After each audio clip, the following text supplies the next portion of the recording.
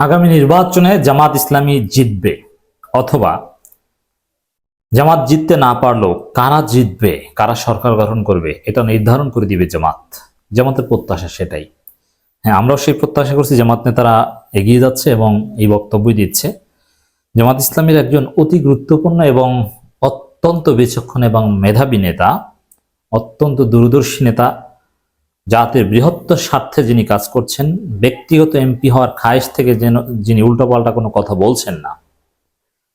কারণ সুষ্ঠু নির্বাচন হলে, আলাদা নির্বাচন হোক আর জনগণের স্বার্থে যেভাবে নির্বাচন হোক, তিনি জিতবেন।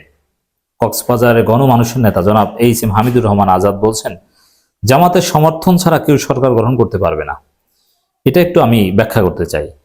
জামাতের সমর্থন ছাড়া সরকার গঠন করতে পারবে না, কথাটা এভাবে না বলে আর একটু অ্যাডভান্স হয়ে বলেন, জামাতই সরকার গঠন করবে, জামাতই জিতবে নির্বাচনে। একথা কেন বলতে পারেন না? একথা বলেন, জামাতের সম্মানী জামাত অন্য কাউকে সমর্থন দেবে, তারা সরকার গঠন করবে। একথা না বলে বলেন যে না, আমরাই নির্বাচনে জিতবো, আমরাই সরকার গঠন করব। সময় এসেছে এবং বর্তমান যে বাস্তবতা, হ্যাঁ, এককভাবে না, আমাদের ক্যালকুলেশন স্পষ্ট।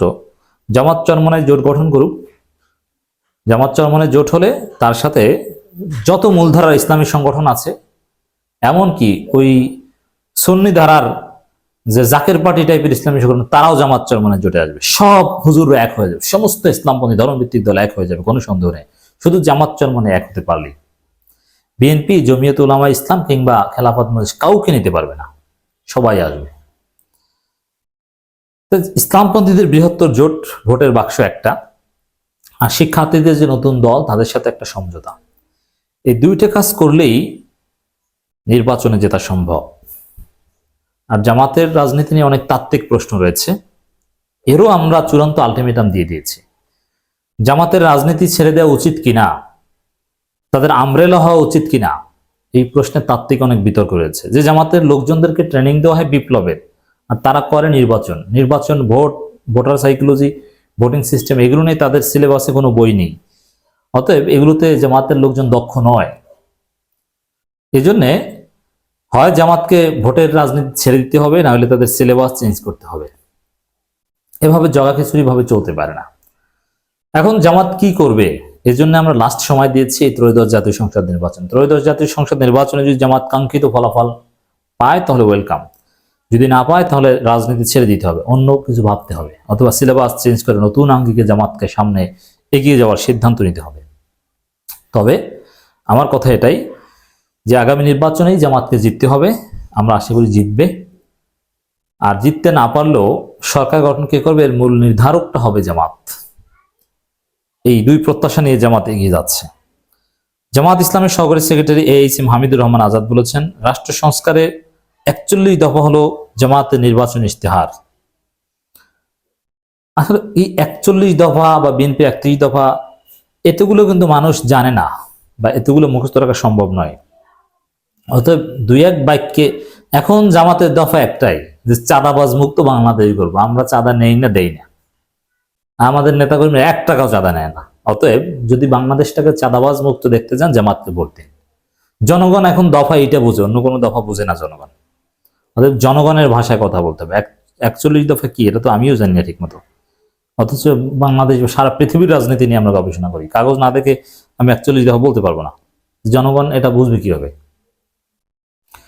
আগামী নির্বাচনের আগে সারা দেশের প্রতিটি ইউনিয়নের জনগণের কাছে 41 দফা নিয়ে যেতে হবে। 41 দফাটাকে 1 দফায় রূপান্তর, 2 দফায় রূপান্তর করে ইন্টেলিজিবল ভাষায় উপস্থাপন করতে হবে। এটা জামাত করছে।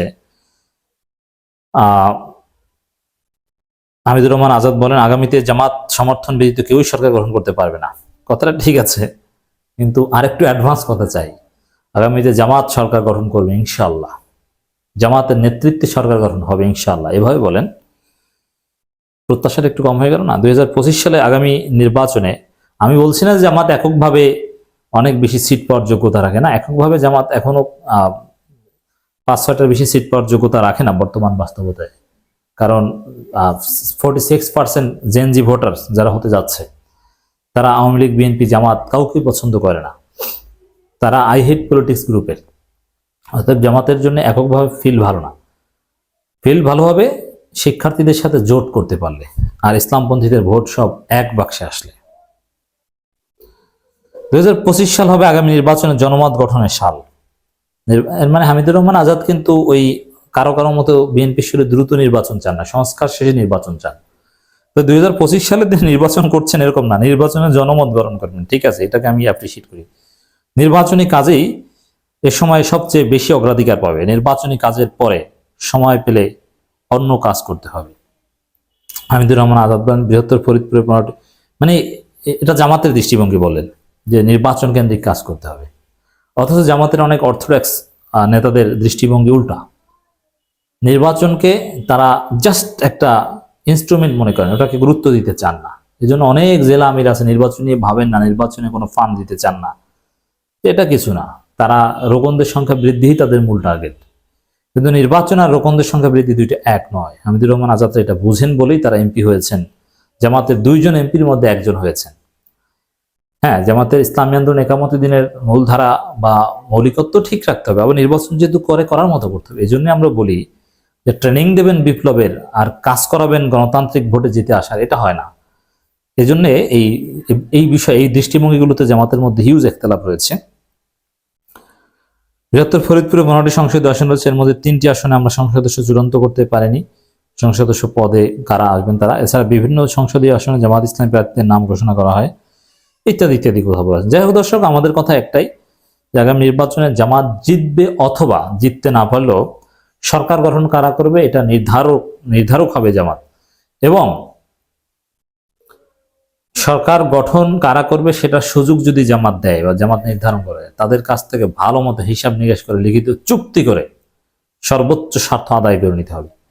যদিও আমরা নির্ধারকের ভূমিকা দেখতে চাই না, জামাত, চরমোনাই, সমস্ত ইসলামপন্থীরা এবং ছাত্ররা মিলে সরকার গঠন করুক, আমরা এটাই চাই।